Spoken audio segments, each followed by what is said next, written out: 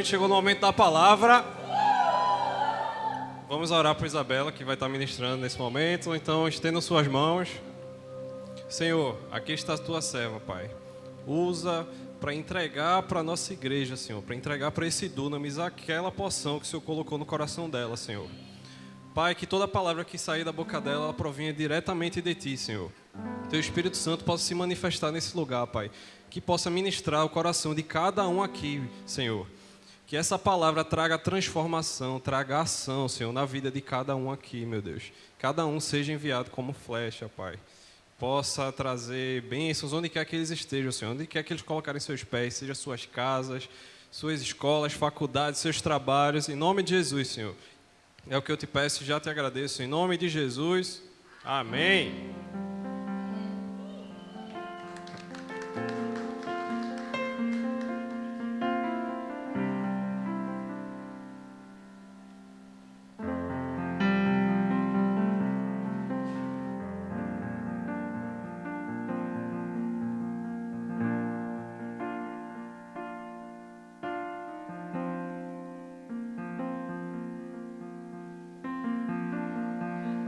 Perto quero estar,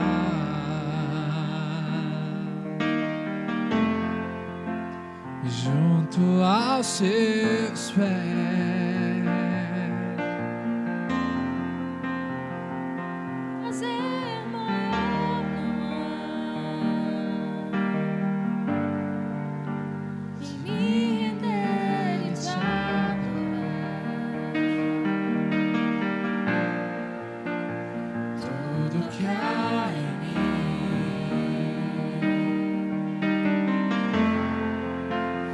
Quero te ofertar,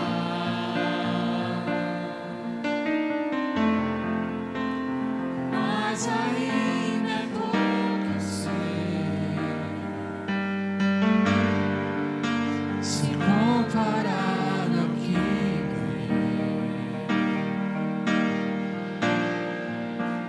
sou apenas servo, teu amigo me tornei.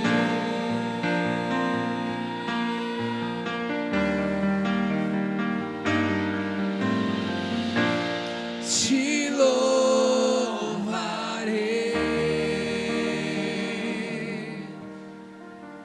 não importam as circunstâncias.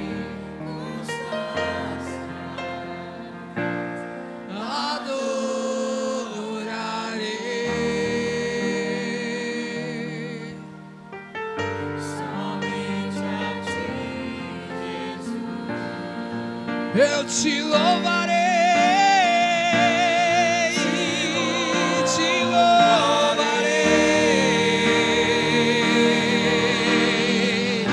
Não importa as circunstâncias.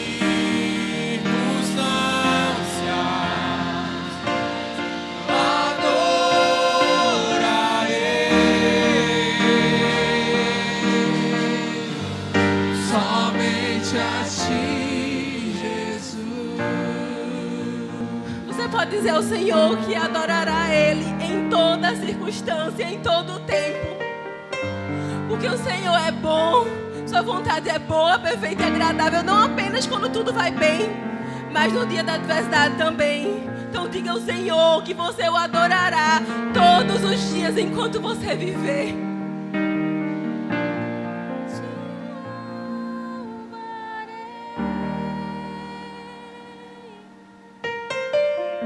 Não importam as circunstâncias. te adorarei.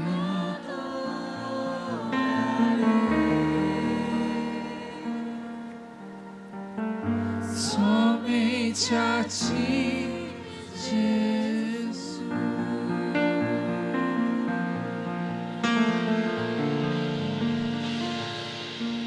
Aleluia. Vocês podem se colocar de pé, igreja, por favor. Acende a luz aí. Vamos ler juntos o texto que está em Josué 14, a partir do 6. Os filhos de Judá chegaram a Josué em Gigal e Calebe, filho de Jefoné, o quenezeu, lhe disse: Você sabe que o Senhor falou a Moisés, homem de Deus, em Cádiz Barneia, a respeito de mim e de você. Pode passar, a gente vai ler até o 14. Eu tinha 40 anos quando Moisés, servo do Senhor, me enviou a Cádiz Barneia para espiar a terra. E eu lhe relatei o que estava em meu coração. Os meus irmãos que tinham ido comigo amedrontaram o povo, mas eu perseverei em seguir o Senhor, meu Deus. Então Moisés, naquele dia, jurou, dizendo: Certamente a terra em que você pôs o pé será sua, e os seus filhos em herança perpétua. Pois você perseverou em seguir o Senhor, meu Deus. E agora, eis que o Senhor me conservou com vida, como prometeu. 45 anos se passaram, desde que o Senhor falou essas palavras a Moisés, quando Israel ainda andava no deserto. E agora, eis que estou com 85 anos. Estou tão forte hoje como no dia que Moisés me enviou. A força que eu tinha naquele dia, eu ainda tenho agora, tanto para combater na guerra, como para fazer o que for necessário. Dê-me agora este monte, o que o Senhor falou naquele dia, pois naquele dia você ouviu que lá estavam os anaquins, morando em cidades grandes e fortificadas. Se o Senhor Deus estiver comigo, poderei expulsá-los, como ele mesmo prometeu. Josué abençoou e deu a cidade de Hebrom a Calebe, filho de Jefoné, para ser herança dele. Por isso, Hebrom passou a ser de Calebe, filho de Jefoné, o quenezeu, em herança até o dia de hoje, visto que ele havia perseverado em seguir o Senhor, Deus de Israel. Pai bendito, Pai amado, aqui estamos, Pai, te rendendo graça, te rendendo louvor. Ó Pai, que a Tua palavra possa vir a penetrar os corações, Senhor. Pai, eu sou apenas um vaso frágil de barro, simples, mas que carrega a mensagem que vem de Ti, Senhor. Nada que vim falar aqui, Senhor, vai sair da minha boca, Senhor. Vem diretamente de Ti, vem diretamente do Teu trono, Senhor. Pai, muito obrigada por tudo, Senhor. Em nome de Jesus, amém. Você pode sentar. Apaga a luz, por favor. Nós vamos ler alguns textos aqui, mas tudo vai estar sendo projetado lá no telão. E aí, como a gente leu agora, esse trecho era o momento que a terra prometida, Canaã, estava sendo distribuída. As tribos de Israel estavam sendo dividida a elas. E como Deus prometeu essa terra a Moisés lá atrás, no episódio da sarça ardente, onde Deus fala com Moisés, e aí Deus vai dizer a Moisés o seguinte, que ele tem visto a opressão do povo, ele tem visto a opressão dos israelitas, e ele tem escutado o clamor deles, e ele desceu para poder livrá-los da mão dos egípcios e conduzi-los a uma terra que mana leite e mel, ou seja, uma terra fértil. Só que essa terra estava com os amorreus, os cananeus, os hititas, os ferruzeus, os heveus, os jebuseus. Eles habitavam lá. Então guarda essa informação, que daqui a pouco você vai entender por que eu falei isso. E parte dessa terra já tinha sido conquistada, só que tinha muito mais para ser conquistado. E aí Deus pegou e falou para Josué: olha, vamos dividir a terra, dividir a terra entre as tribos. E aí, nesse trecho que a gente leu agora há pouco, Calebe, ele traz na memória a promessa que o Senhor tinha feito a ele 45 anos atrás, que dizia: então Moisés naquele dia jurou, dizendo: certamente terra em que você pôs o pé será sua e de seus filhos, em herança perpétua, pois você perseverou em seguir o Senhor, o meu Deus. Mas quem era Calebe? Calebe, ele era da tribo de Judá. O seu pai, como a gente leu agora há pouco, chamava-se Jefoné, era o quenezeu. E Calebe, ele foi enviado por Deus junto com os 12 espias. Ele foi um dos 12 espias para explorar a terra prometida. E aí Caleb era representante de Judá. E enquanto os 10 espias, eles trouxeram um relatório desanimador, um relatório que trouxe medo ao povo, Caleb e Josué, eles foram os únicos 2 que trouxeram encorajamento ao povo. Eles confiaram no Senhor. E eles perseveraram em seguir e confiar no Senhor, o que o Senhor tinha prometido. Nós estamos vivendo o ano da promessa. Quem aqui não tem promessa? Quem tem promessa? Eu tenho. Amém.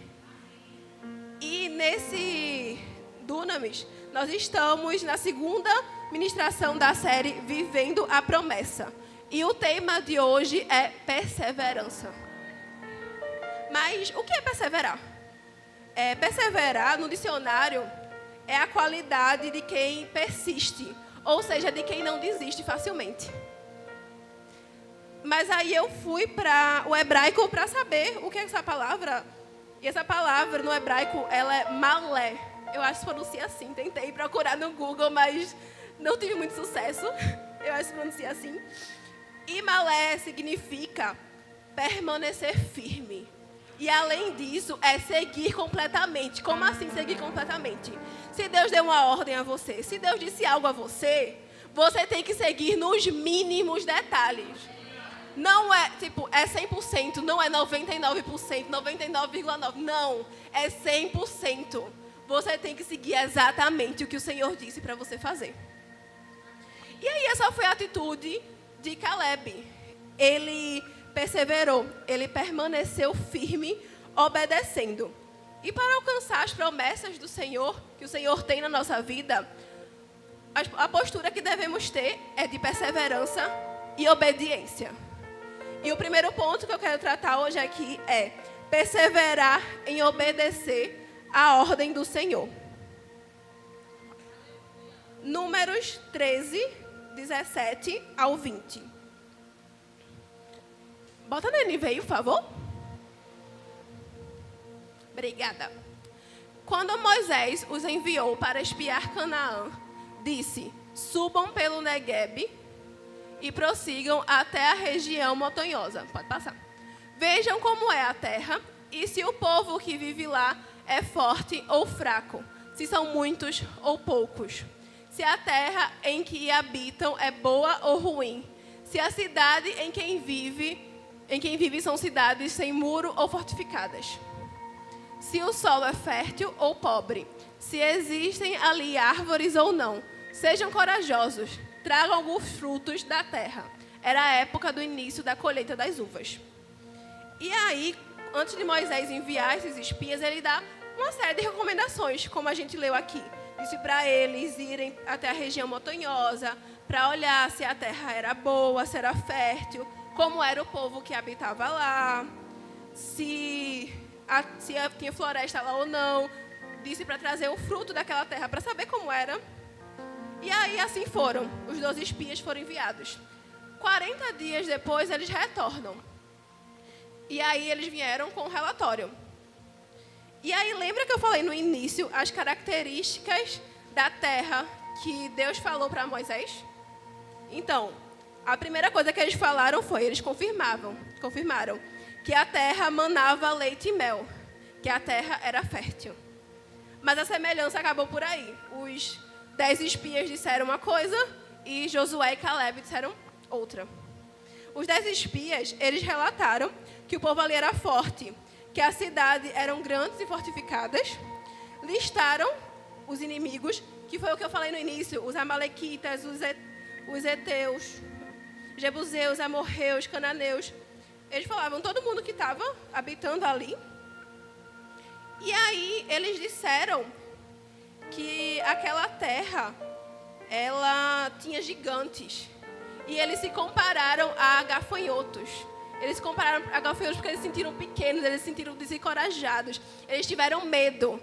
Só que o Senhor já não tinha dito lá atrás a Moisés que a terra ia ser assim? Não disse que ia habitar? Então por que eles duvidaram? Meu primeiro pensamento foi esse, por que eles duvidaram? E eu, poxa Senhor, por que eles duvidaram? E aí vem Josué e Caleb.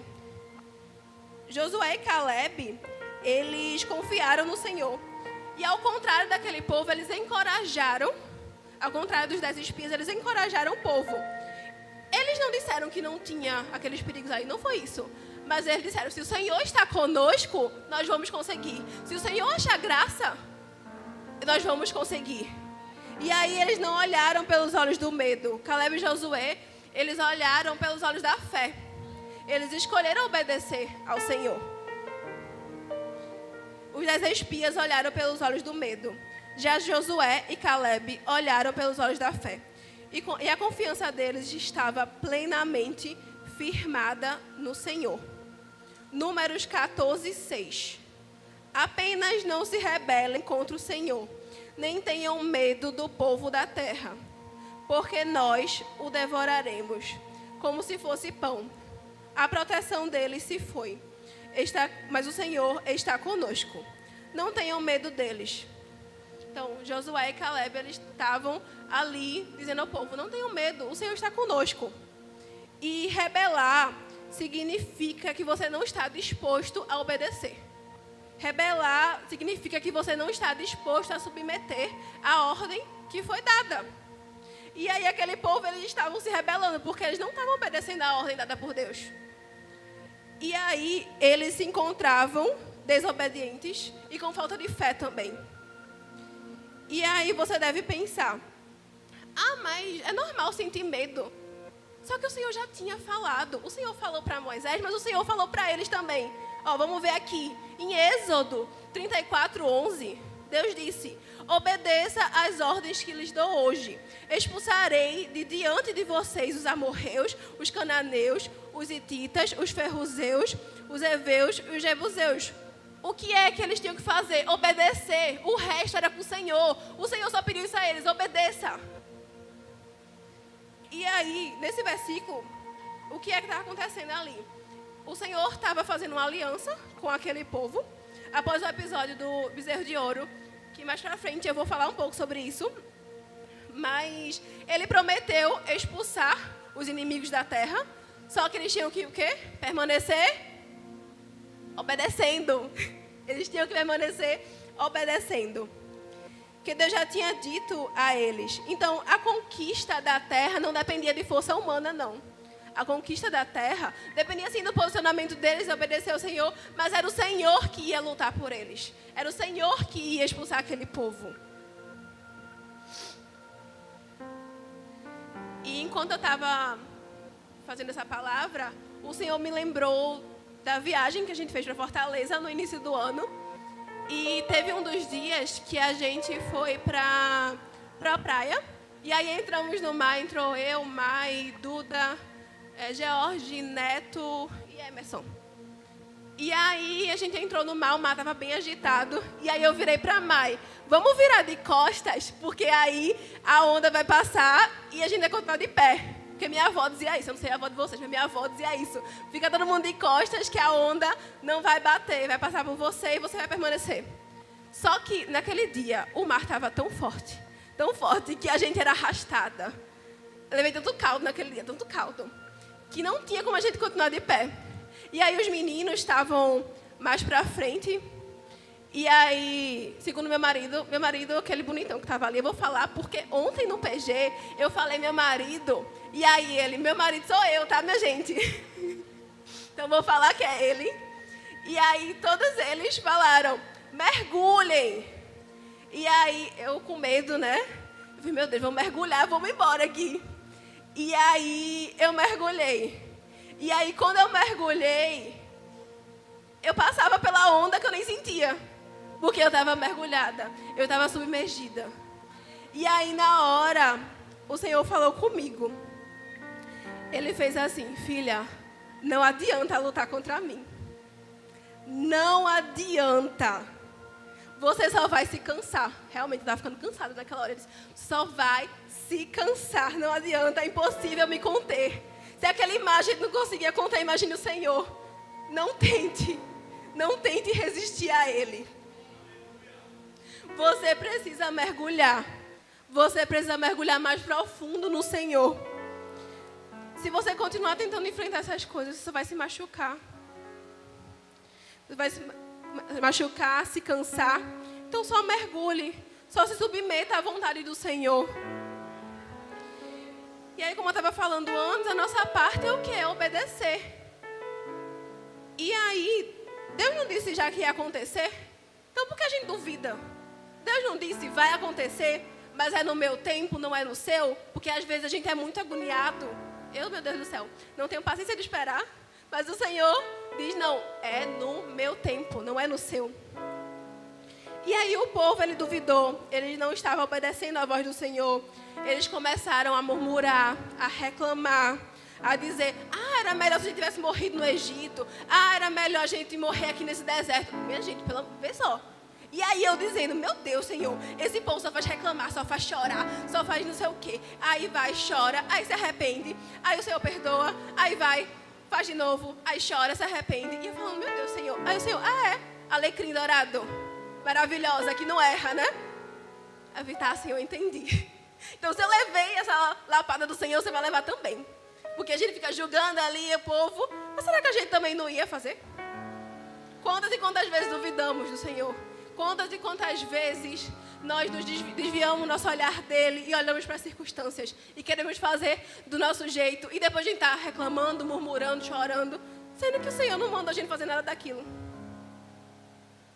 Só que diferente do restante do povo, Josué e Caleb, eles não tiveram a sua esperança sufocada pelo deserto. Então, assim como Josué e Caleb não tiveram a sua esperança sufocada no deserto. Se você está passando por algum deserto, se você está passando por um tempo de seca, que sua esperança não seja sufocada nele. Persevere, continue no Senhor, que o Senhor renove tuas forças aqui nessa noite. A esperança deles estava no Senhor, que a nossa esperança deve estar no Senhor. O segundo ponto que eu quero trazer aqui é não se distraia. Continue com os olhos firmes no Senhor. Continue com os olhos firmes no propósito. Continue com os olhos firmes na promessa. Não se distraia. Hebreus 12:1. Portanto, também nós, uma vez que estamos rodeados por tão grande nuvem de testemunhas, livremo-nos de tudo que nos atrapalha e do pecado que nos envolve. E corramos com perseverança a corrida que nos é proposta. Esse corrida aqui não é uma corrida de, por exemplo, 1 quilômetro, 5 quilômetros. É uma maratona. Maratona é a partir de quanto? 42? Pronto, por aí. Então, assim, é uma maratona, porque dura toda a nossa vida aqui. Não é uma corrida rápida. E aí, no capítulo anterior a esse é o capítulo 12 que a gente leu, no 11, ele traz uma lista dos heróis da fé, ele traz Abraão, traz Moisés, traz outros. E aqui quando ele fala, portanto também, nós, uma vez que estamos rodeados por tão grandes nuvens de testemunhas, ele está se referindo a esses heróis da fé, que com o intuito de tudo que eles passaram servir de exemplo para nos encorajar, para encorajar a nossa fé. E aí, aqui nós somos encorajados a nos livrar de tudo que nos atrapalha e do pecado. Ele fala aqui. Bota aí, por favor, Alice. Ele fala de tudo que nos atrapalha e do pecado. Então, são coisas diferentes. O atrapalhar aqui são coisas, podemos dizer assim, lícitas. Coisas que não são pecado. Só que nos desviam a atenção, desviam o olhar de Deus. Que são o quê? As distrações, que são as preocupações, que são os maus hábitos. E o pecado é aquilo que nos prende, é aquilo que nos impede de correr. Essa corrida que foi falada aqui, é aquilo que nos aprisiona. E enquanto eu li essa parte, o Senhor me lembrou no devocional que eu fiz quando eu era adolescente. Há um pouquinho só de tempo. E era assim, o título era O que tem sido um bezerro de ouro na sua vida? Êxodo 32, do 1 ao 4. Vai dizer assim. O povo Ao ver que Moisés demorava a descer do monte, o povo juntou-se ao redor de Arão e lhe disse: venha, faça para nós deuses que nos conduzam, porque a esse Moisés, o homem que nos tirou do Egito, não submetemos. O que aconteceu? Respondeu-lhe Arão: tirem os brincos de ouro das suas mulheres, de seus filhos e de suas filhas. Traga-nos a mim. Todos tiraram seus brincos de ouro e levaram a Arão. Ele os recebeu e os fundiu, transformando tudo no ídolo, que modelou com a ferramenta própria, dando-lhe a forma de um bezerro. Então os israelitas disseram: eis que os seus deuses, ó Israel, que tiraram vocês do Egito.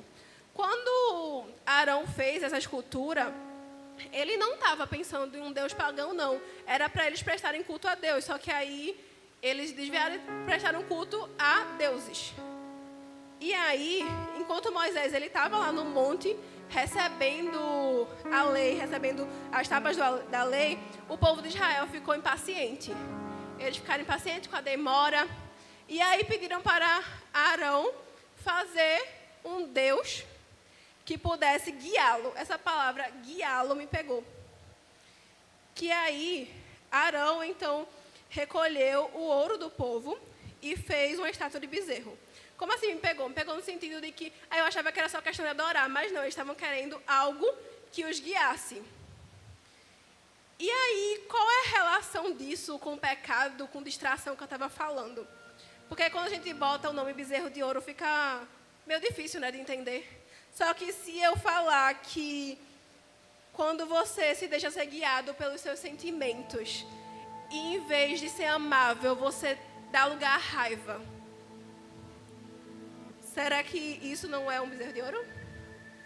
Será que você não é guiado pelo medo quando duvida do que o Senhor já disse que ia te entregar? Do que o Senhor disse que ia fazer? Será que você não é guiado pela ansiedade quando quer tudo para ontem, quando quer que as coisas aconteçam magicamente assim? Tem um livro de Viviane Martinello que ela fala sobre processo. E aí ela diz que a lagarta não precisa de um milagre, ela precisa do processo. Deus, ele pode fazer as coisas magicamente assim. Só que muitas vezes ele escolhe o processo. Por quê? Porque ele está nos aperfeiçoando, ele está nos preparando. Muitas vezes é para a nossa própria proteção. E aí, nessa noite, eu quero te convidar. O Senhor te trouxe aqui hoje para você se livrar de tudo que te atrapalha, de qualquer pecado que te aprisiona, para que você seja livre, para que você seja leve, para correr a corrida que o Senhor nos chama para correr. Tiago 1,12 vai dizer: feliz é o homem que persevera na provação, porque depois de aprovado receberá a coroa da vida que Deus prometeu aos que o amam. E essa coroa da vida, ela é no grego, ela é traduzida como vida eterna, como salvação. Então, assim, feliz é o homem que persevera a provação, por quê? Porque vai receber a vida eterna. Porque assim, a gente falou aqui de promessas terrenas, é muito bom ter promessas aqui, porque essas promessas que nós vamos viver aqui, elas devem apontar para o Senhor. Essas promessas aqui é para glorificar o nome do Senhor. Só que existe a promessa acima de toda promessa, que é o quê? Jesus. Jesus, ele foi feito homem, foi feito carne, veio habitar entre nós. Para quê? Para que podemos ter vida e abundância nele. Então é para esse lugar que devemos olhar, para essa promessa que devemos olhar. É para esse alvo que devemos perseverar até o fim. E o terceiro ponto é esse: olhe para Jesus. Não desvie o olhar de Jesus. Porque as promessas é bom sim, mas você não deve olhar simplesmente para elas. Você não deve desviar o olhar de Jesus, não. O cumprimento das promessas terrenas é para que o nome de Jesus seja glorificado, para que as pessoas olhem e vejam a mão do Senhor. Caleb, ele é chamado de servo do Senhor. Então isso mostra que ele tinha um certo entendimento de quem o Senhor era. Ele sabia quem Deus era. E para ter esse entendimento, para ter essa revelação de quem o Senhor é, de quem Jesus é preciso estar olhando para Ele, é preciso ter intimidade, é preciso ter relacionamento, é preciso ter mesa, é preciso ter comunhão, é preciso estar posicionado aos pés dEle. É no relacionamento que você vai aprender a estar com os olhos completamente voltados para Ele. E a gente falou aqui sobre perseverar, sobre obedecer, sobre se livrar das distrações.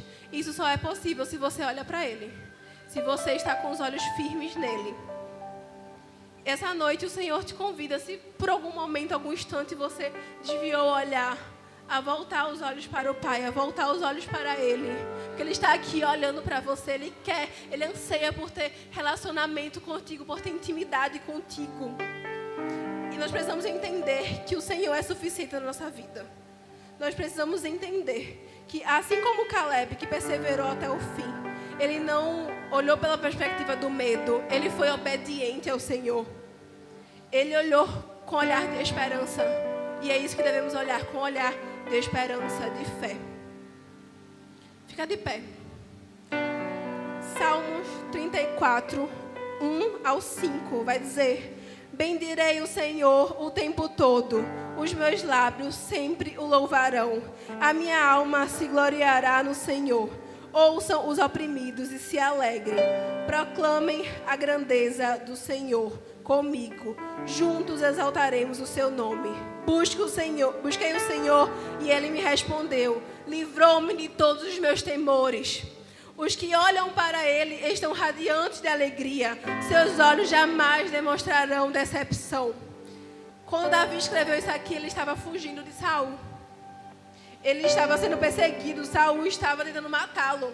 Mas Davi escrevia: os que olham para o Senhor se encontram radiantes. Como é que alguém que está sendo perseguido diz isso? Os que olham para o Senhor se encontram radiantes. Porque a única forma de se encontrar radiante não é essa alegria eufórica, não, essa alegria terrena, não. É a alegria que vem dEle. A alegria que só Ele pode dar. Persistir é resistir. Eu não tinha entendido até chegar aqui o porquê dessa palavra. Eu questionei Deus, eu fiz: Deus, por que Caleb? Eu queria falar sobre Abraão, pensei em falar sobre Moisés, sobre Josué. Fui olhando todos que perseveraram, eu fiz: Caleb. E aí, enquanto estava no louvor, o Senhor me falou: por que Caleb? E enquanto o Neto falava, foi uma confirmação do que era isso. Josué e Caleb, eles resistiram em meio a uma geração corrompida. E o Senhor me disse que o Dunamis, ele resiste em meio a uma geração corrompida. A Cristo é o tema: resiste em meio a uma geração corrompida. Nós somos aqueles que resistem. Por isso que era para falar sobre Caleb. Porque nós somos os que resistem. Nós não retrocedemos, não. A gente avança. Mesmo muitas vezes desanimados, mesmo muitas vezes cansados, querendo desistir, mas a gente não desiste. A gente sim para descansar, pede renovo ao Senhor, mas a gente continua, a gente avança, porque sabemos em quem temos crido, sabemos quem é a nossa esperança. É o Senhor. O Senhor está aqui. O Senhor está aqui. E quando o Neto falou sobre a geração ativada, é isso. É uma geração que olha para Ele, mas é uma geração que não se corrompe com os prazeres desse mundo, não. É uma geração que sabe que tem promessa, mas que a maior delas está no Senhor, que um dia vamos estar com Ele. O Senhor nos chama a resistir ao nosso cansaço. O Senhor nos chama a resistir à nossa timidez. O Senhor nos chama a resistir ao nosso próprio eu, ao nosso próprio orgulho. É abrir mão de quem nós somos. Sabe, eu me sinto muito como um vaso na mão do oleiro. Eu nunca vou sair de lá. Porque o Senhor pode me quebrar todinha. Já fui quebrada, já fui reconstruída. E eu sei o que eu passei para chegar até aqui. Eu sei o que o Senhor fez na minha vida. Eu sei de onde o Senhor me tirou. E eu quero te dizer, continue perseverando. Continue crendo. Continue adorando, mesmo em meio à dor. Continue clamando. Perseverar não é fácil. É cansativo, é exaustivo. A gente pode até tentar fazer isso pela nossa própria força. A gente pode até tentar fazer. Não, eu vou aqui, eu vou conseguir. Vai pegar todo o fardo aqui e vai. Não. Porque só tem um jeito de perseverar. Que é olhando para o Senhor. Porque assim você não se cansa. O Senhor, Ele nos chama a deixar nosso fardo e pegar o dele que é leve. Só que é deixar nosso fardo e olhar para Ele. Porque se você tirar os olhos dele, o próximo fardo que tiver você vai pegar. Mas se você não tirar os olhos dele, você não vai pegar fardo nenhum, porque o fardo dele é suficiente. Ele é suficiente. O Senhor é a nossa força, é um socorro bem presente na hora da angústia.